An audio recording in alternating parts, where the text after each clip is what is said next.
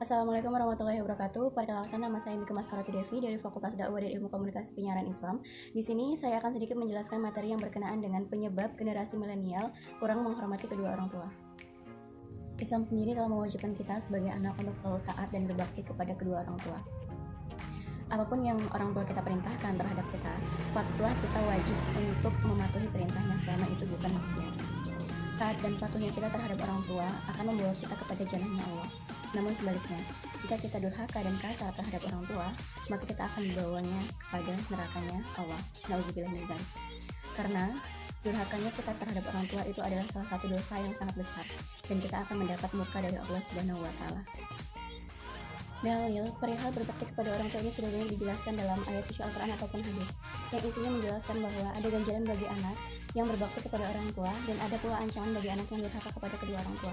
Kita sangat ingin menjadi anak yang birrul walidain, yaitu yang berbakti dan taat kepada kedua orang tua kita, dengan cara menyayangi kedua orang tua kita, menghormati, taat, serta mendoakan kedua orang tua kita. Dan hendaklah kita melihat yang telah disabdakan oleh Allah Subhanahu wa taala dan Nabi Muhammad SAW, yakni terdapat dalam Quran surat Al-Isra ayat 23 dan ayat 24 yang berbunyi, A'udzu billahi minasyaitonir rajim. Bismillahirrahmanirrahim. Wa qadha rabbuka alla ta'budu illa iyyahu wa bil walidaini ihsana. Imma yablugha 'indaka al-kibara ahaduhuma aw kilahuma fala taqul lahumā uffin wa la tanharhuma wa qul lahumā qawlan karīmā. Yang artinya, dan Tuhanmu telah memerintahkan supaya kamu jangan menyembah selain Dia, dan hendaklah kamu berbuat baik pada ibu bapakmu dengan sebaik-baiknya. Jika salah seorang di antara keduanya atau kedua-duanya sampai berumur lanjut dalam pemeliharaanmu, maka sekali-kali janganlah kamu mengatakan kepada keduanya perkataan dan janganlah kamu membentak mereka, dan ucapkanlah kepada mereka perkataan yang baik. Kemudian dalam Quran surat Al-Isra ayat 24 yang berbunyi, Bismillahirrahmanirrahim. Wa ufid lahum jannatun minar rahmati wa qur rabbirhamhuma kama rabbayani shaghira. Quran surat Al-Isra ayat 24. A'udzu billahi minasyaitonir rajim. Bismillahirrahmanirrahim. Wa ghafir lahum jannatun minar rahmati wa qur rabbirhamhuma kama rabbayani shaghira. Yang artinya, dan rendahkanlah dirimu terhadap keduanya dengan penuh kasih sayang, dan ucapkanlah, wahai Tuhanku, sayangilah keduanya sebagaimana mereka berdua telah mendidik aku pada waktu kecil.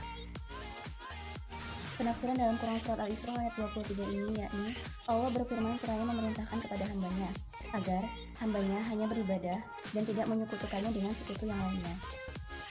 Dan kata qadha dalam ayat ini yang artinya yaitu perintah. Mengenai firman ini, wa qadha yaitu artinya menjadi dan telah memerintahkan. Kemudian penafsiran ayat yang selanjutnya yang berbunyi Bismillahirrahmanirrahim. Imma yablugha indaka al-kibara ahaduhuma aw kilahuma fala taqul lahumā uffin.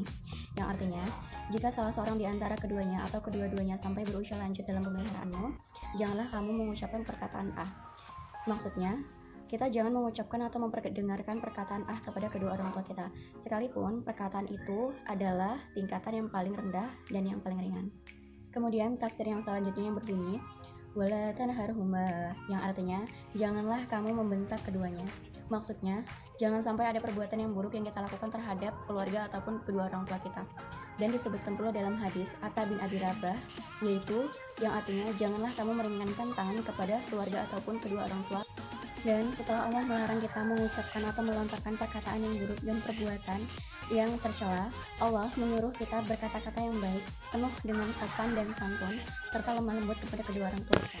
Di mana dalam firman-Nya yang berbunyi, wa qul lahumā qawlan karīmā, yang artinya dan ucapkanlah kepada mereka perkataan yang mulia, yakni perkataan yang penuh dengan lemah lembut, baik, penuh sopan dan santun, serta penuh rasa pemuliaan dan penuh rasa hormat.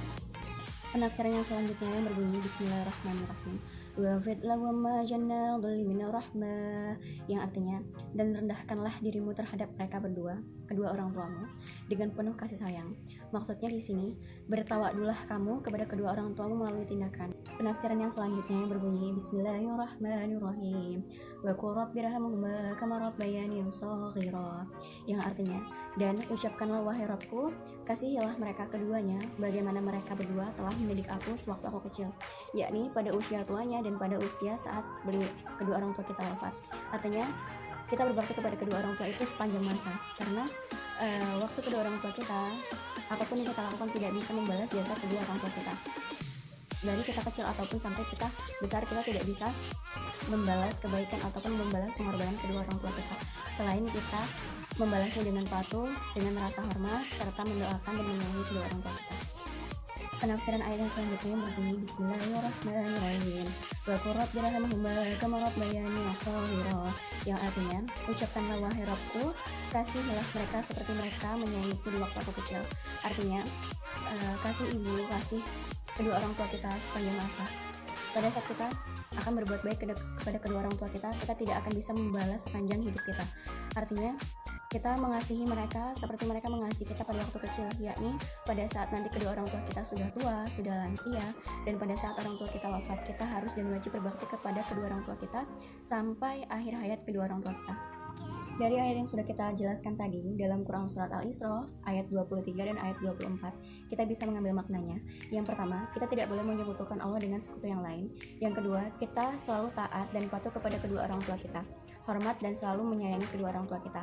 Kita dilarang untuk membangkang ataupun durhaka kepada kedua orang tua kita, atau tidak, kita akan dihadapkan dengan ancaman nerakanya Allah. Nauzubillah min dzalik. Dan yang terakhir, penyebab anak generasi milenial pada saat ini itu tidak menghormati kedua orang tua. Yang pertama, kemungkinan besar itu pengaruh dari lingkungan, karena perkembangan dan pertumbuhan anak itu tergantung dari lingkungannya baik atau lingkungannya buruk.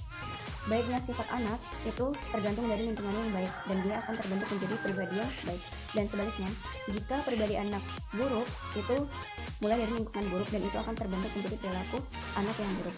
Jadi teman-teman, lihatlah sekarang dan pilihlah lingkungan yang baik ataupun yang buruk bagi kalian. Yang baik ambil, yang buruk tinggalkan.